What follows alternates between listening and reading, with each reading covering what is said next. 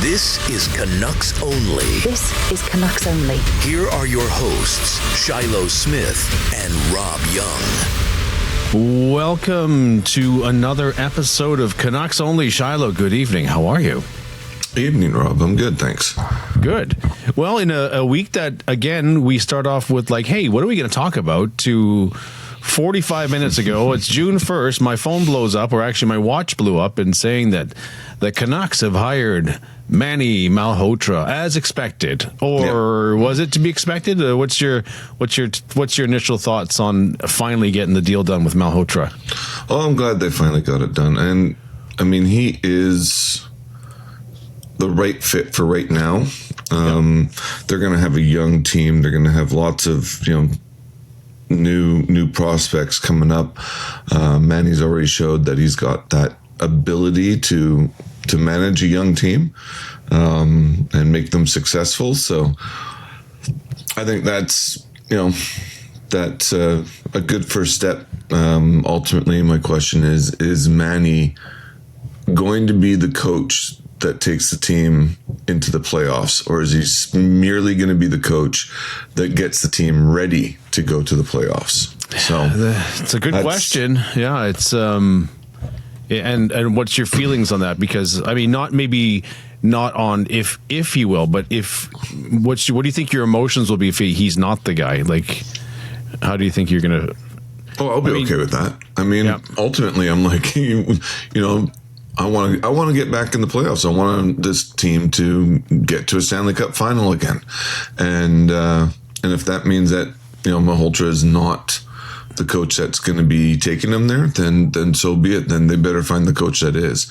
But I mean, if he turns around and in 5 years he's taking this team into the playoffs, and fighting towards a cup, I'm like, well, give him the chance too, right? So it's sort of like what I was talking about before. Like a lot of the players here, they're not going to be this team's going to look completely different once they're playoff ready. Oh, yeah. And a lot of these players are here to be used as pieces to get the next pieces that are going to take this team forward.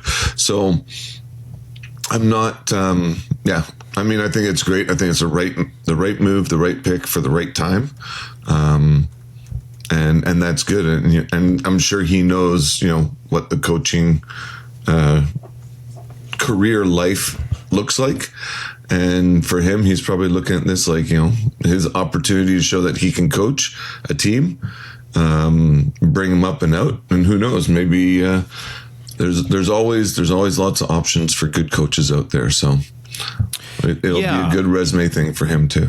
It's interesting because I think the chatter around him is that that conversation by the people on the inside, so the Elliot Friedmans and on the usual talk shows of Sakaris and Price and whatnot, Donnie and Dolly, and the comment came out that Malhotra will have a job after this. Like he is that good and that well regarded, which is really interesting because sometimes you just don't know, right? You just don't know if Travis Green, first-time coach. Look, you've got the Willie Desjardins to Travis Green, and now you've got Malhotra, right? So you kind of never know, but obviously the proof is in the pudding with Green doing very well with Ottawa, and remains to be seen with Manny. And at least the hometown crowd will be quieted for a while and say, hey, we got our guy. We got the guy that we wanted. And then the rest is, the rest will be remains to be seen for the product on the ice at that point. So I'm happy. I'm happy it's kind of over. I think I would have been a little sad if we didn't get him, but okay with that too. Like if it wasn't the guy, because you just don't know. Like you just don't know if it's going to be a success or not. So yeah, I mean, welcome back to the big club, I guess, Manny. But I think you're right. The development of the young players, the relationship with the Abbey Canucks that are here, the new players. I think that I think it was the right choice and the right gamble, and I still think that Adam Foote was the right choice at the time, given what we knew at the time. For trying to keep Quinn, and I don't think that would have been a question mark for the rest of time. Like if they hired Manny and Quinn left, the question mark was like, if they should have hired Adam Foote. They should have, like, that's what he wanted and blah, blah, blah. So at least we got both those questions answered and we don't have to wonder about it anymore. So, so onwards and upwards. And then it's still, now it's the equation of Caleb coming into the mix if that's who we pick. But have you seen, I'll slightly switch topics and we can come back to anybody. Have you seen all the chatter about trying to trade up? Has that crossed your feeds at all? I haven't seen anything about trying to trade up. Is there? Yeah, it's. I mean, I must say it was on Sakaris and Price, and there is a push like trading Jake DeBrusk to San Jose for the second to ensure we get Stenberg. I'm like, that doesn't make any sense. That doesn't make any sense at all to me. Like that seems too forced. Like, so I guess there is a separation and between Stenberg and Malhotra in certain camps, and then other camps say no, they're much closer. Anyways, we can talk about that in a minute. But yeah, any other thoughts on Manny? No, I think it's a good fit. Like I said, I'm sure. Again, because he's such a beloved individual within the organization and within the fan base. Just like I was saying with the Sedins, he's going to have a long leash.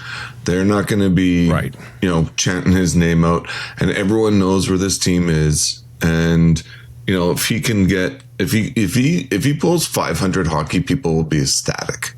So, that's crazy. So I think he's got a long leash, and it's going to be, it's a good opportunity for him, and no one's going to worry if they're in second last place again, right? Even last place, people are just going to be, they're going to say that's okay. Too bad for, like, it sucks for Manny. That's most likely. I think you're going to see a lot more sympathy for him than anything else. I agree. That was in the back of my mind, but you just saying it out loud like completely solidifies he will have a long leash. He'll have not only by the fans, but also with the management now. That's their guy. RJ and him obviously have a very deep relationship, building the Abbotsford Canucks championship squad. And the Sedins, I think, are in for the long game. I think I think everything with the Sedins is going to be long game. Yeah. And so, I think you're right. I think that it's going to be at least 4 years of Manny. So good call on that one. We can talk about those draft things because there's a lot of conversation and around that. But what do you think about? Real quick, before we get into that, I just want to give my condolences out to Claude Lemieux. I've suffered from concussions. I know Freeman said that he just spoke to him like 3 days before. He just carried the torch at the arena 3 days before. Yeah. So, mental health is not a joke. If you are out there, if you're feeling alone, if you need something, there are people for you. You can reach out, what's that, 988 or whatever you need, right? Reach out to someone, get the help that you need. It's a big shame. I hated him as a player. I really did. I thought he was just like the dirtiest. SOB. He's that type of player, SOB, right? He's that type of guy that you love to hate. Yeah. Sort of like a Marchand, right? Like you're just like, I hate this guy. But he's a villain. Total villain. Off the ice, though, the guy was like Marchand, just an excellent character, like an excellent person. And sometimes we miss that, right? When we're pitching them like a villain. But anyway, I just want to send my condolences and hope the best for his loved ones. Anyway. Yeah, I mean, I saw the concussions go around shortly after, and then I didn't hear too much about it. So, but I assumed that was as much, and it's a shame, and it's not news, right? Have the all the football players, and then even Wade Belak, and some of the other names are not on the top of my head at the moment, but it's a known fact And so I'm glad that they donated his brain to for study to see if they have the signs.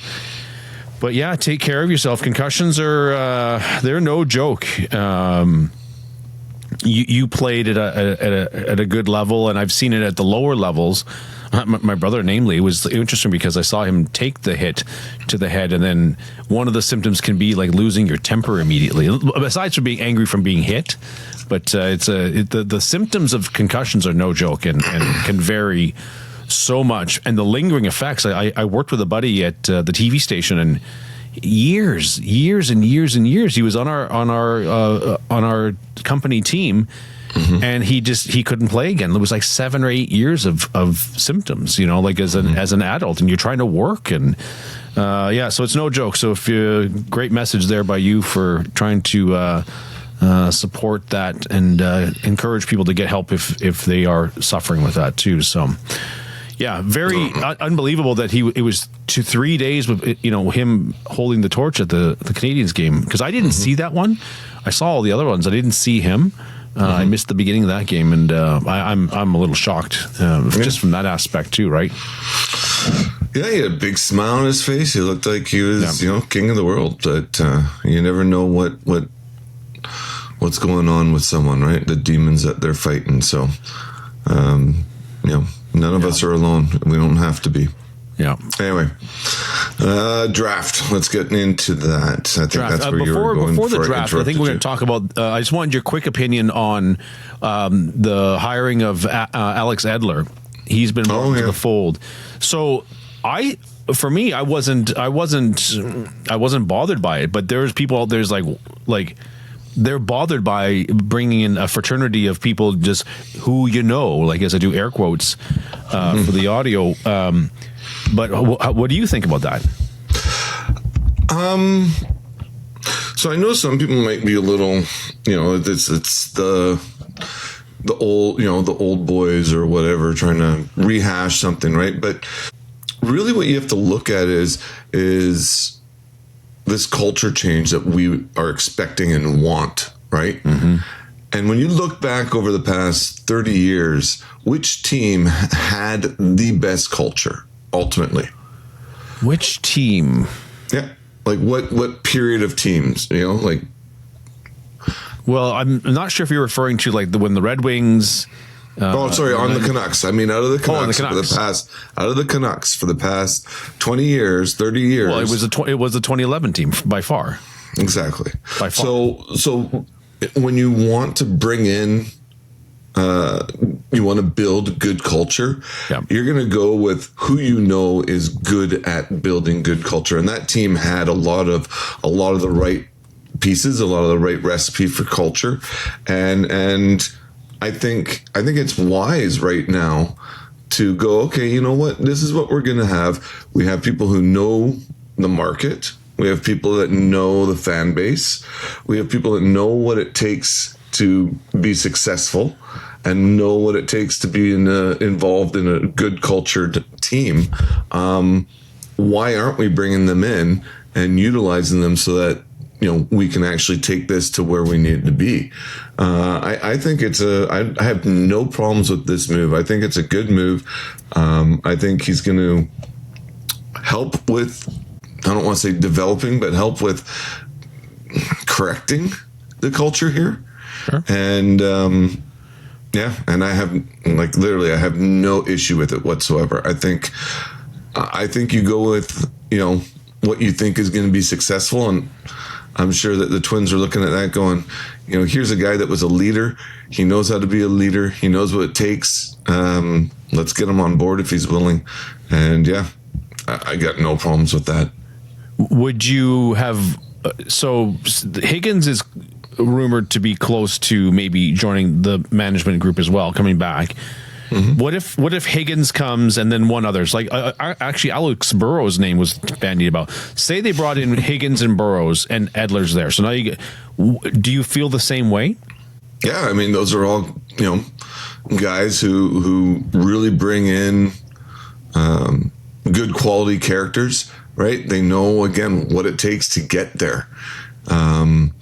If these guys are going to be in now, ultimately, again, you got to look at it and go, are they going to be there, 5 years from now? Maybe they're only there for a bit, 3 years, right, to set up the culture, to design and build this, and then hopefully it sort of can carry itself, right, with internal leaders, with team leaders, etc. I think what happened with the Canucks was they sort of were doing that, and then they shipped Bo Horvat off.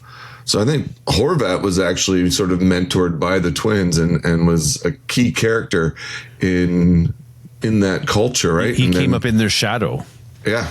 And he did a lot of stuff. I remember seeing him out at Towson Mills. He came out and was standing up on a stage and, they're shaking hands and taking photos and kissing babies, all that stuff. But he was, in their shadow, as you say, of development and a great leader. And when we got rid of him, that was sort of it. Like, he was that guy that was going to continue that culture over. And then we started losing a lot of those key people and bringing in others, and it never really solidified that Canuck culture. It never went the right way. It never, like, JT was percolating as the leader. There was that clip before I think Horvat was still there, where he's in the room and, rah, and you're like, oh, wow, that's good. That's cool. But obviously that went all sideways. But, yeah, I think, and the last name is also, I think, Bieksa, but a very slight rumor as of like a day or two ago. I don't see Bieksa. I think he's loving what he's doing, and I wouldn't blame him. He has been coaching, so someone mentioned him as an assistant coach, so versus management. So yeah, I don't know. I think when I watch him doing the broadcast, there's passion there. Yeah. Like, he loves doing what he's doing right now. You can see it. Yeah. And I don't know, do you sort of leave something that you're really loving to go and coach, like, for a team where, again, where are you going to be in 5 years, right? It's a much easier gig on TV, that's for sure. A lot easier, a lot more fun. Yeah. Right? You can voice all your opinions. You can let loose for sure. Exactly. The actual accountability of the wins and losses change things quickly on the coaching staff, that's for sure. Yeah. So I agree with you about the Edler hire. I would agree with you on the Higgins, if it happens, and Burrows. And I'll add to it slightly, with a slight detour. They were the pinnacle of Canucks culture. Not only that, because they were the top performers as well. It wasn't like there was some sort of, sort of extra spare part on those teams. They were key cogs, And so I think that I say bring them all in. I say bring in as many as you want. And because I tweeted out too that you don't have to hire them forever. They can come in for a year or two. We had freaking Sergei Gonchar in and around the staff for a year or so. Then, he's gone. Like, you don't have to have them forever. And no, they just need to set the culture, and then they can move on. But it's also like, if you got a job like that and you say, who do I trust the most? And the Twins reach out like, well, Alex, we trust Alex Edler.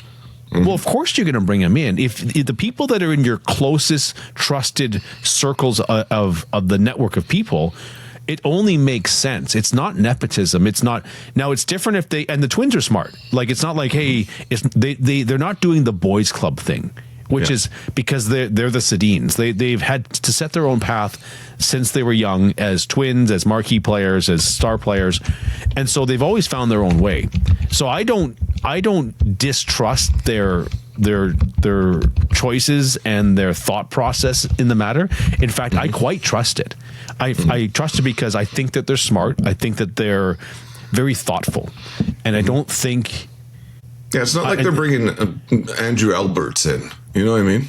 And the insiders have to tell us that Andrew Alberts was smart or not smart as far as like bringing him in as a coach, right?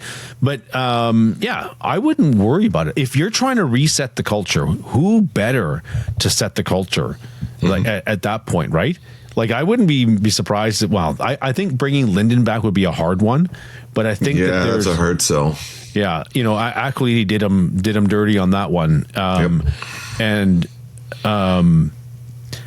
But who better? Like, and I think he's also in a different place right now, right? Sure. Like, he's got his business going. He's got his kids.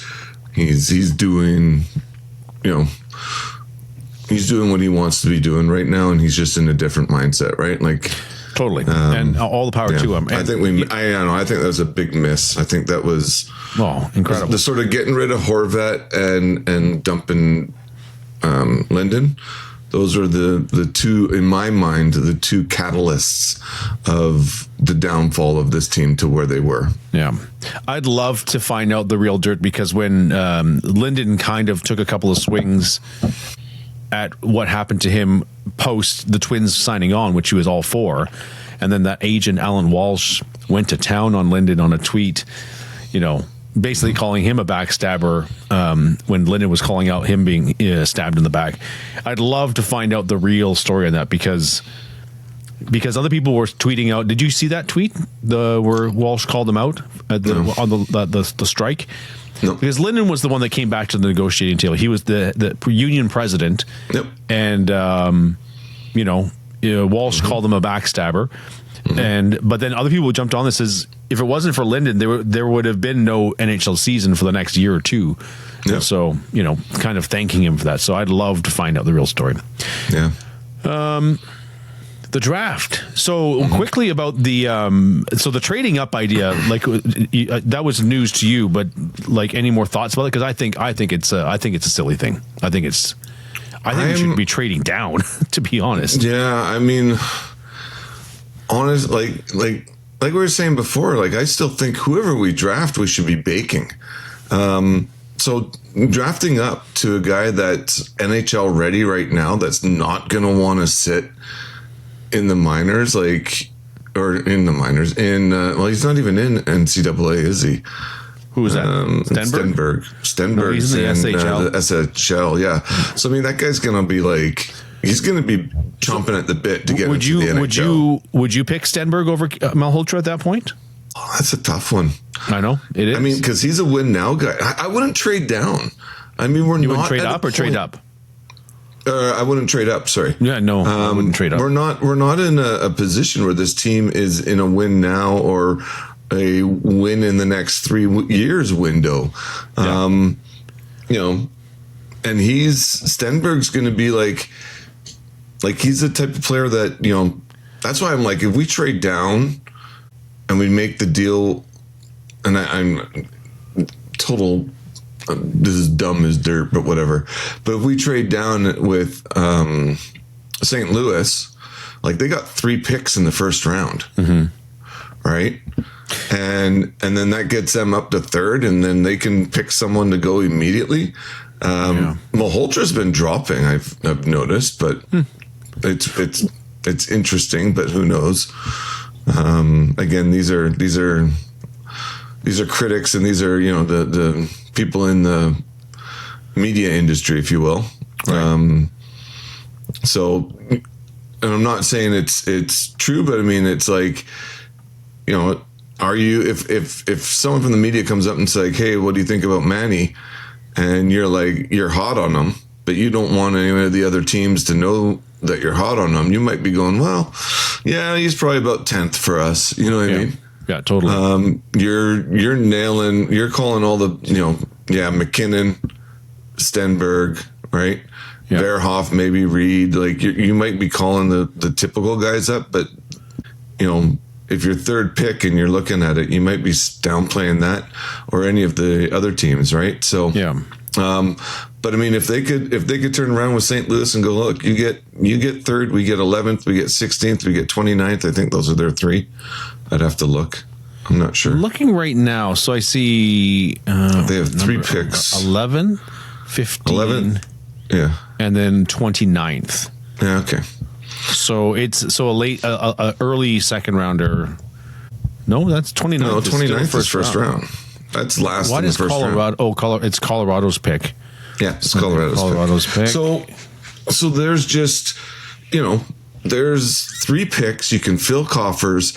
You can make more deals with those players later or right away or whatever. So I don't know. Is that possible? Probably not. I mean, is third worth 3 firsts? I guess it depends on what the desire of the other team is, right? Yeah.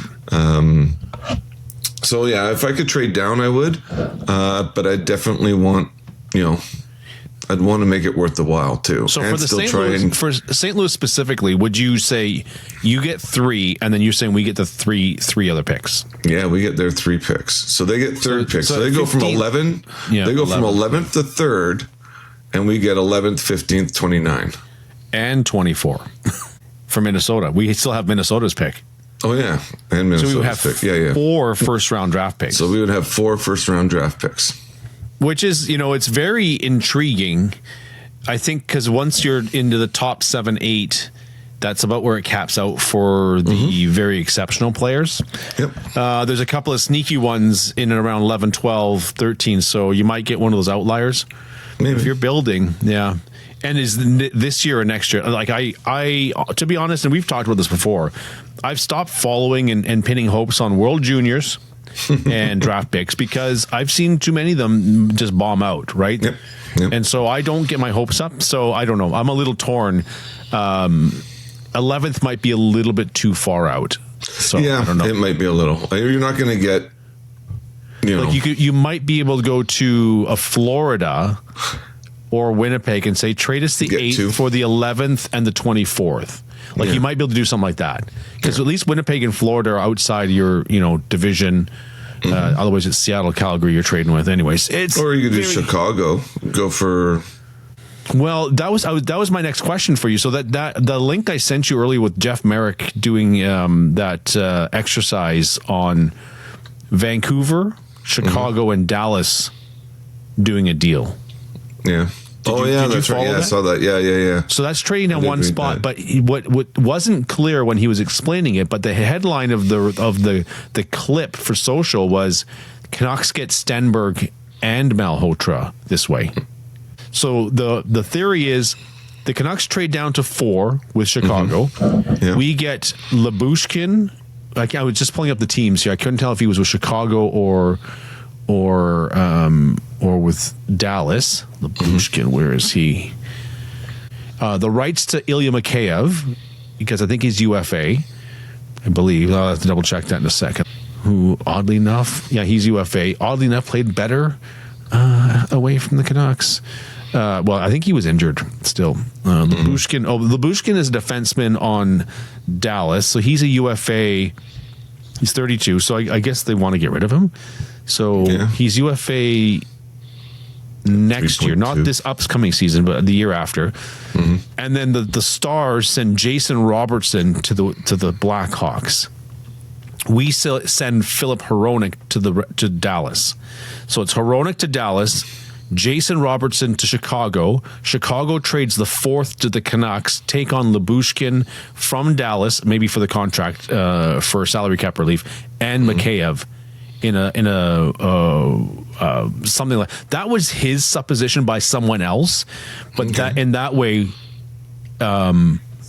because he felt whoever was theorizing this was theorizing that San Jose is going to take Chase Reed, that they're taking a defenseman. Like no matter what, like if they're picking at 2, they're probably picking Chase Reed, and so that leaves Stenberg, and then the Canucks would have 3 and 4. That makes sense. That type of deal would be unreal. Yeah, 3 and 4. Yeah. So because you're keeping that high draft capital of 3 and 4. I mean, that's incredible. I mean, it really hasn't happened since the Twins. So yeah. So that was that deal. But listening to it live and Stenberg and Mikheyev, eh? Yeah, and Caleb. And Caleb Malhotra. So you get a top winger, basically the top rated, the number 1 or number 2 rated center in the draft, because that Bjork or whatever that guy's name is he's climbing the charts. Vigo Bjork. He's climbing the charts really fast, but he's 5'9". So he's small but guy. he's apparently incredibly talented. So, anyways, I think outside of the top 8 is not very exciting, and so the St. Louis one is a little problematic that way. You're like, okay, you got to get a little bit lucky. And start building a lot of quality there, while missing a couple of home runs, right? Because even the Carson Carells and Verhoff and there's a couple of names, those Smiths, and then there was someone else they said they were very sneaky. Lawrence? There was Albert Smiths, and then Lawrence I didn't remember hearing about. So, okay. I don't know. Anyways, he's a big center. He's another big center. He's like a 6-foot center in the NCAA. Yeah, and so this is where your scouting department obviously needs to earn their keep. Yep. I think, and this is the thing about Todd Harvey and crew. We've had like Ron DeLorme and Snaps has been on our scouting staff for years and years and years. So I don't know. I don't know if we've hit any really clear. I mean, they did well with Besser. Did well with Demko, and I had a controversial topic I was going to tackle in a Canucks Quest where Jim Benning was literally 1 or 2 picks away from being in the Ring of Honor because he from the Pettersson to Besser, he didn't draft Horvat, but Demko, the quality was really high. Drafting Quinn, obviously, there was like 6 or 7 like they didn't miss on them. Like it was incredible. Where Detroit with Zadina over Quinn Hughes, I mean, I'm sure they're kicking themselves every single day on that one. Yeah. Anyways, my point is, it remains to be seen if this scouting staff is actually good. And there was rumors of Judd Brackett maybe returning to the Canucks, but that's been squashed. And that there was much said about him being the reason the Canucks were drafting so well. So in that Benning era, I heard that too. Yeah. But no, if they can make a deal with Chicago, I think that would be pretty awesome. But and it would actually speed up the rebuild a lot quicker, right? Like, I mean, if you can get Stenberg and Malhotra, right? Let them sit for a year, right? Because I'm sure Stenberg's probably, how old is he? Stenberg? Yeah. Oh, he's pretty young. I think he's 19. Let me see. 18. Yeah, he's turning 19 soon. And that's the thing in the World Juniors. September, he turns 19 in September. He's only 18 and a half. So, and Malhotra's even younger, so you send him down. You do the Detroit Red Wing model. Send him down to the A. Actually, that takes a lot of heat off. If you take Caleb, send him down to the A for a year at least. Let them percolate him and Stenberg, because there's no urgency to get this team better. Which also means you're going to be drafting high next year again, which is that should be on the business plan of like we should be drafting pretty high next year, and the year after maybe not so high, and then the next, you taper down the how low you finish and how high you draft, and that should be part of the plan. Like, honestly, it should be. You don't want these kids to come up and just start losing and losing and losing. It's just like that's no way to start a star career. Yeah, no. If they could do that, if they could pull that sort of a trade off, get those 2 guys. And I haven't actually looked at what they got for next year, pick wise. But do something. Let's see what they got for next year. 27. Nothing. Just their normal picks. So yeah. But there should be some movement and whatnot. But this team's not going to be that much better next year. There's not even any free agents you want to sign. No. That other than character and culture signings, that's going to help improve the product on the ice, which kind of sucks. But it's development time, man. So. No, and that's why I'm like, if you can get both those guys and put them in the bank for a year, and then you get another, and then you work your magic and try and get like another first round pick, and then see there's actually that next year's draft is pretty deep. I heard that the first couple of picks are supposed to be lights out, but after that, I stopped paying attention.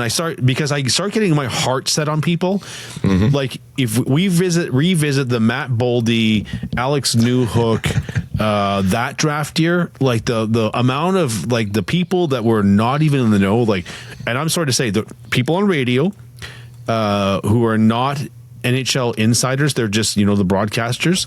Mm-hmm. It's no offense to, but I unless you're one of those like scouting GMs, so Mike Fuda, Bukala, these guys are Constantino, because even like for my deep dive on my long-term hockey pool, I listen to those guys and I'm like, okay, I'm looking for an edge. And these guys are wrong often. I might have to like ignore. I even went to, and I mentioned this before, like sticking with certain franchises. Like for a while there, the LA Kings had the top ranked scouting staff.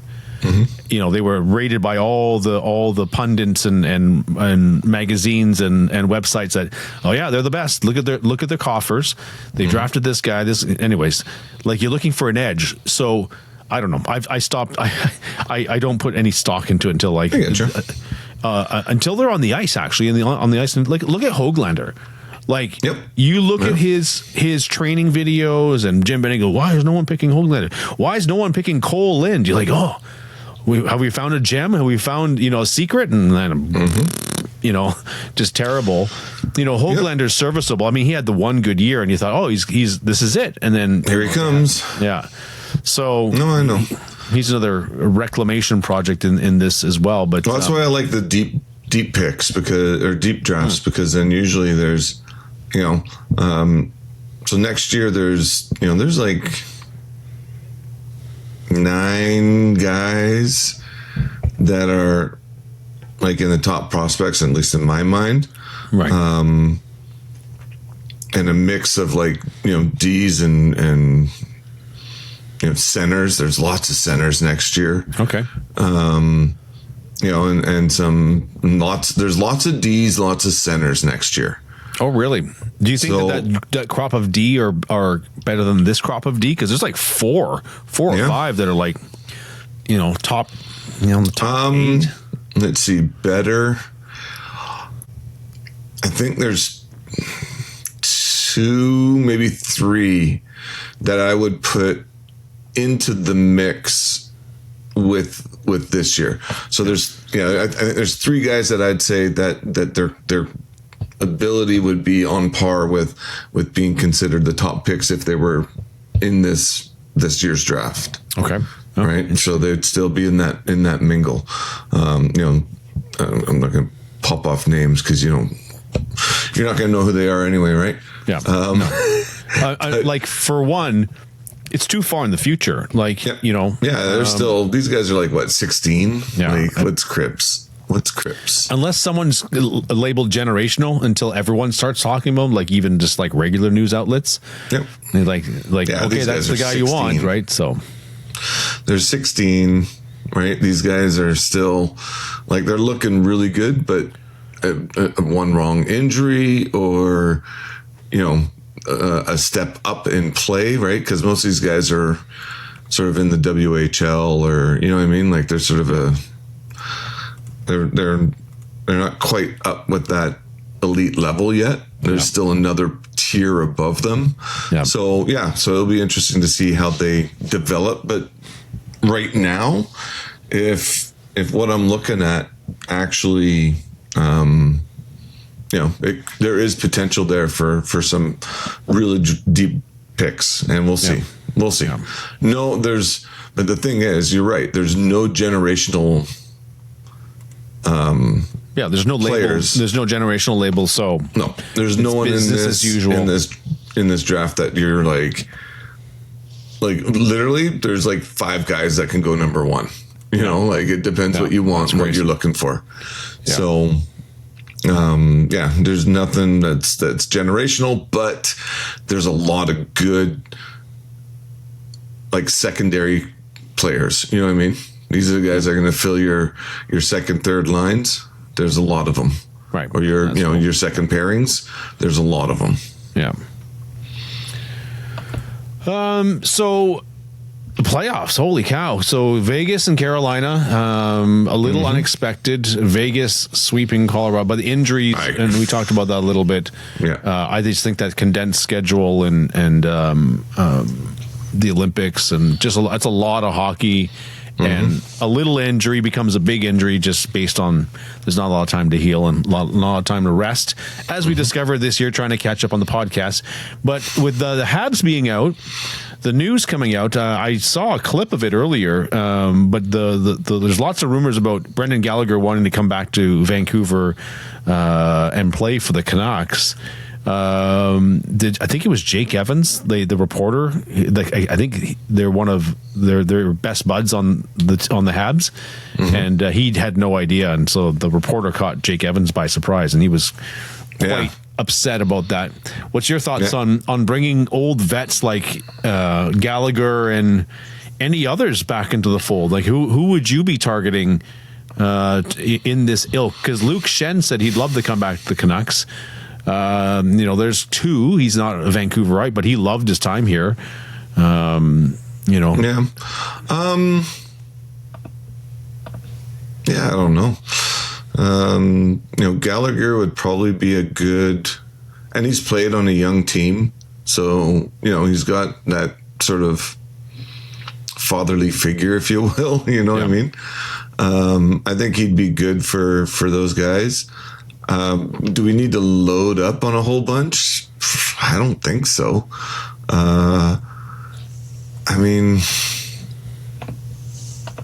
Not right away, at least.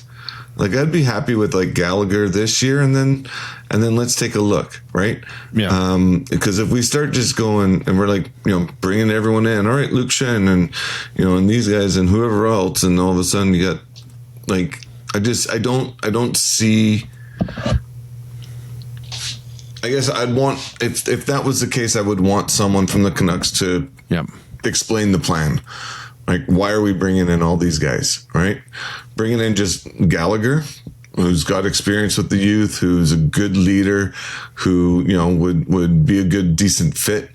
Okay, I can see that, right? Especially since we're looking at potentially moving some of the other guys. Like, if we do like the Chicago trade, right? When we get rid of DeBrusk and we're moving some pieces, then bringing someone in like Gallagher would be like, that'd be with all due respect to DeBrusk, it would be a step up in. I don't want to say like it would be a step up in what the character we're bringing to the team.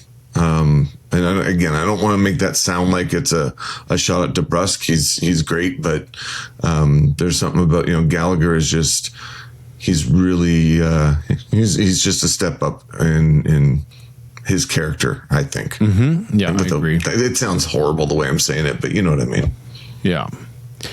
I'm just doing some quick math here.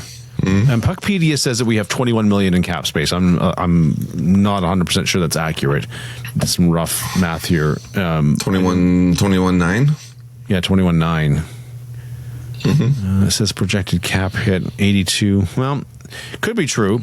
I was looking at other players. I mean, Jamie Benn's always intriguing, but I think he was going to try. He'll try and win. He'll sign 1-year deals until he can't play anymore in Dallas, because that's. That makes the most sense. I can't. I was just looking for other UFAs. Did you come across? Did I send you that thing with Thomas Drance's theory about what the Canucks should be doing free agent wise? Did that sound familiar? No. So here's the quick lowdown. He says that the Canucks need to spend like crazy, like even overspend, and for two things. One, to set the tone and culture with the type of players you want. So he named Darren Radish, who will be the number one free agent this year, because he makes $975,000 at age 30 and had 70 points as a defenseman. Alex Tuck, he went on to name Michael McCarron from the Wild. Darren Radish, and there was one other one, and he says you go and you overpay. Like if they're expecting $5 million, you offer them 6.5 or something like 7, but you offer a 2-year deal. And you start to overpay, where they know that these free agents, it's like, oh, Vancouver's a great place to live. It's only a 2-year contract, and they know they're going to play there for 1.5 years, and either a year or 1.5 years, like a full, up to the trade deadline in year 1 or trade deadline in year 2, and then they become an asset. They become an asset that you can move. So McCarron got moved to Minnesota and did great in the playoffs, but a culture and tone type signing, and you overpay to also reset the destination of Vancouver, because right now we're not a destination. And so I freaking love this theory. I think it's amazing. And doing that over a 2 to 3 year span, so you go 2 years and you're out, 2 years and you're out. So, and it's not even the same players. You just grab the next round. And so whatever Darren Radish is, so if they've got that kind of room, you give them you also can raise their salary, right? So if Darren Radish, like if the going rates, he's going to get 9 or 10 million, or Alex Tuck, it's like, we'll sign you to a 12-year deal, 12 million for 2 years, with the thought that you're going to move him to a contender. And also, that was the last part of it. And then you retain on the last year, kind of like we did with Myers. Like what? You're retaining for 1 year, 50%.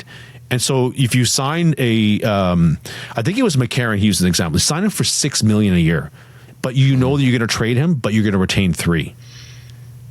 I think it's a beautiful theory. I think it's quite brilliant, actually, because you're only retaining for a year.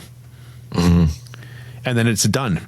But then you start building this. You say, okay, we'll trade you for a second or a third round pick. You start accumulating all these draft picks. And you start drafting like crazy, and trade is necessary. Yeah, that's the theory. I hope I explained it well. But what? No, I understand. Yeah, I don't mind the theory. Basically, what you're doing is grabbing UFAs, bringing them there, and then on short terms, and then shipping them off. And you're also disrupting picks. The market a little bit. And the Canucks organization needs to do more to untarnish that. Bringing in these guys isn't going to untarnish the fact that they don't have a practice facility. Bringing in all these guys isn't going to untarnish the fact that they've had a shit culture for the past 4 years, 5 years, right? So these guys coming in is not going to change that. Upper management ownership, that's what's going to start that change. So that can't be like the end all goal of bringing them in. Now, I do like the idea of using cash to set up. Basically, the intent is to buy picks, right? You're using cash now to bring in talent. You're weaponizing the cap. So that you can get rid of them and pick up picks. Now, the issue is it, as with anything, it is risky, right? Guys come in, they get injured, they're done, or they tank. It's the same as the Demko thing, where you sign him for 3 years, and he's like, okay, for 2 more years we got to pay his salary, or he's LTIR, or we get but it's not a long-term deal. No. Here's one for you. So, but if you do too many of them, then it starts to eat up at stuff, right?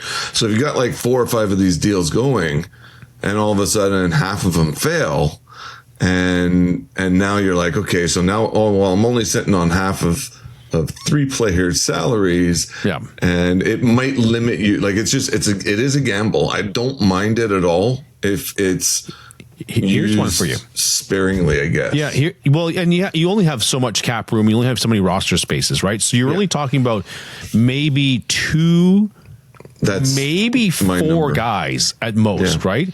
Knowing that maybe you move one of them at the first year in the trade deadline, and you carry salary for a season and a quarter. Here's one for you.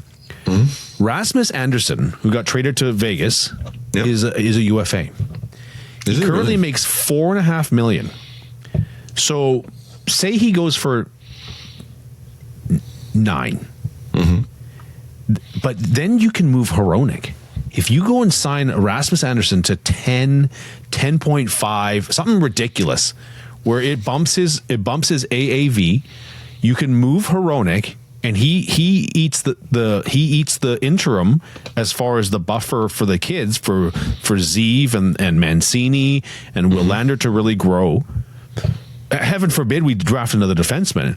But that Rasmus Andersson is a perfect example of this. Where you overpay by $1 million or $2 million per year, and it's Vancouver, and you know that I'm not going to be on this team forever. I mean, Benning screwed up with Beagle, Roussel. I mean, let's not even talk about Louis Eriksson. But the Jay Beagle and Antoine Roussel, that was a classic case of I liked those players. But they weren't difference makers. They were the fourth line character guys. Benning had to overpay because Vancouver again was not a destination at that point. But that's not quite that's the opposite of this theory. Is you go for the cream of the crop, you overpay them with the thought of moving. Like Benning signed those guys to like rebuild the team. You know, Jay Beagle and Antoine Roussel, for crying out loud.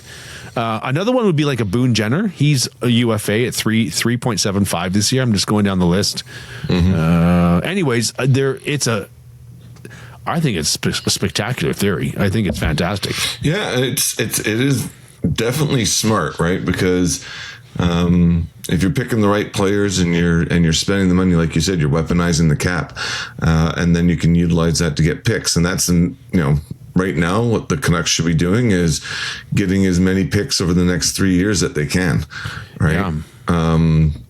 As many, top 10 picks, as many, any in the first, any in the second picks, and utilizing that to I'll even say weaponizing their picks, right? Like there's definitely, that is a great way to start it, but it is, there is a risk, and if you stick all your eggs in that one basket and something goes sideways on you, but it's only for 2 years though, right? So in a 5-year rebuild, by sideways I mean is if something becomes available and you've tied up a bunch of cap money on in that 1 year, and you're like, oh, if we had just and I would say that the business plan should be like, we need 20% of the cap free at trade deadline time to be able to weaponize that still, right?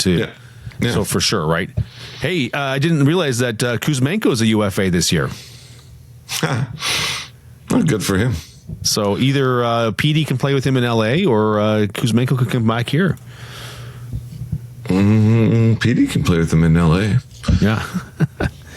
I'm just going down the list of other UFAs. I mean, there's some interesting ones here. There's a lot of UFAs next year. Like, I don't think this is a great choice, but in the same mold, Jacob Trouba is a UFA. Oh, well. He's making $8 million right now. He's only 32. He signed a monster deal. I think it was going to the Rangers when he signed that deal.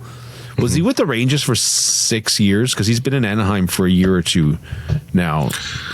When did he sign it? Anyways, did he sign it in Winnipeg or did he sign it with the Rangers? Anyways, he's not going to get $8 million again this year. No. But, maybe you get him for 6.5. Like if the going rate's going to be, you're going to want to pay him 5 or 6. Maybe but I don't think he'd be very desirable come playoff time anyways. But, he was 2 years with Anaheim and then he was with the Rangers for like 6-7 years. Something like that. So it says he's in year 7 of 7. So he signed a 7-year, $8 million per year deal there. So I'm just scanning for more names. Yeah, the Michael McCarron makes $900,000. He's 31 years old. So he's in the same boat as Darren Radish, making league minimum and having a great year.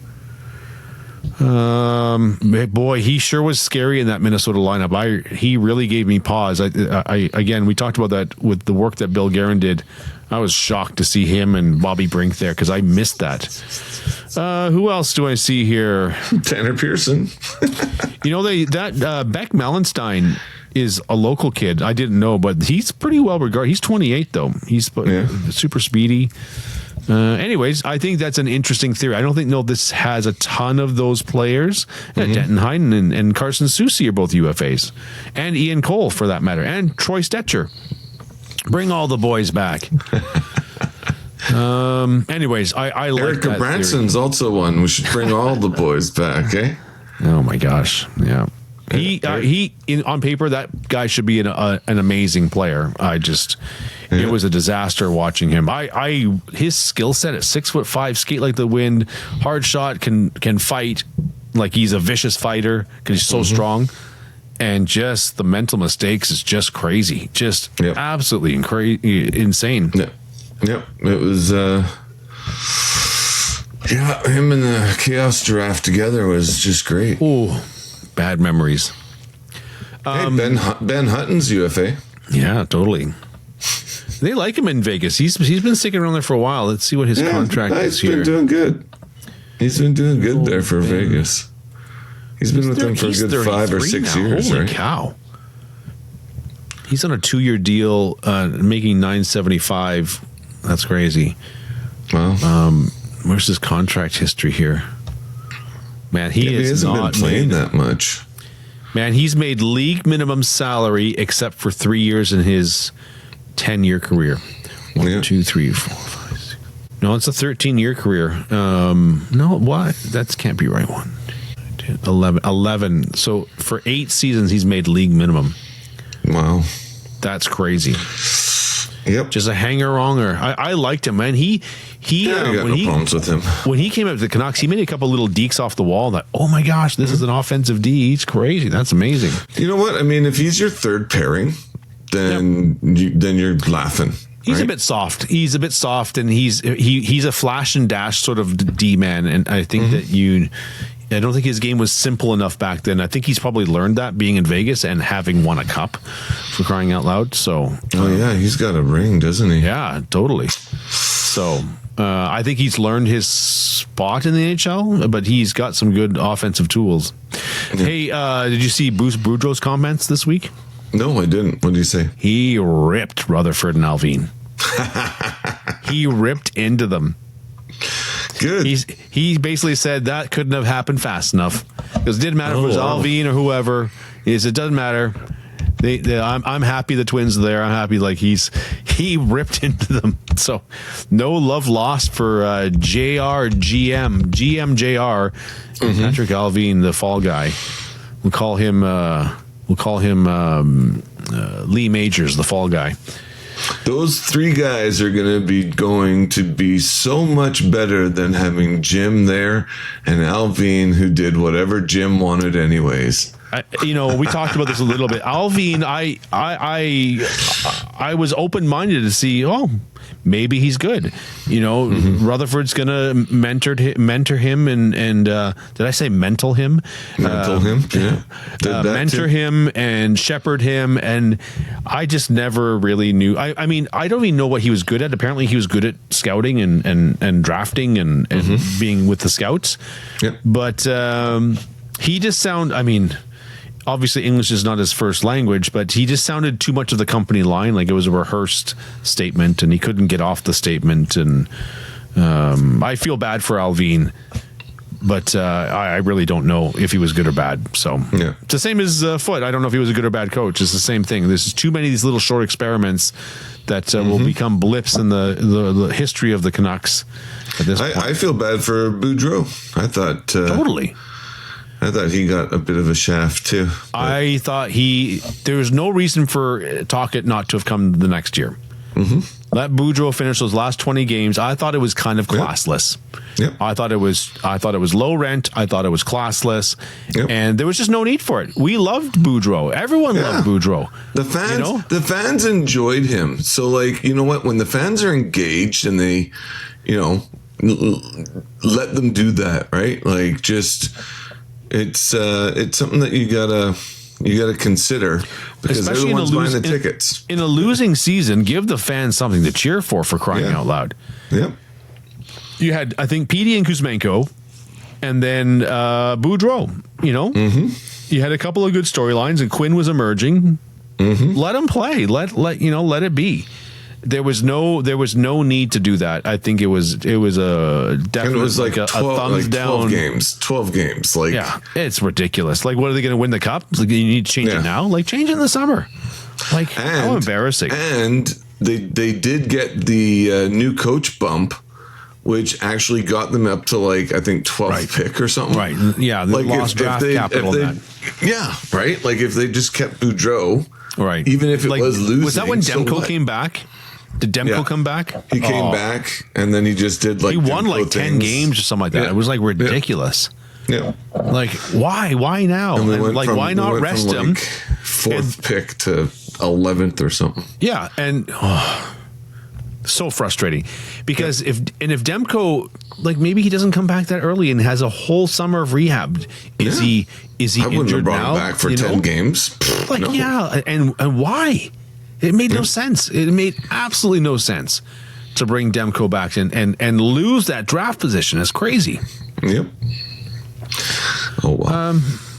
Well, I mean, for not a lot to talk about, man, we should talk about a whole bunch of things. It's those little these gray areas of like you remind me of something, and it sparks another thing to talk about.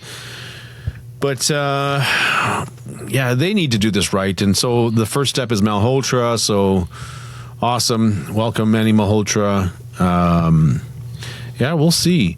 What I wanted to do this week, I mean, there was a little bit more news than I thought there would be. So, I'm kind of, you almost have to kind of dive deep a little bit on some of the other shows to get glean some topics of interest.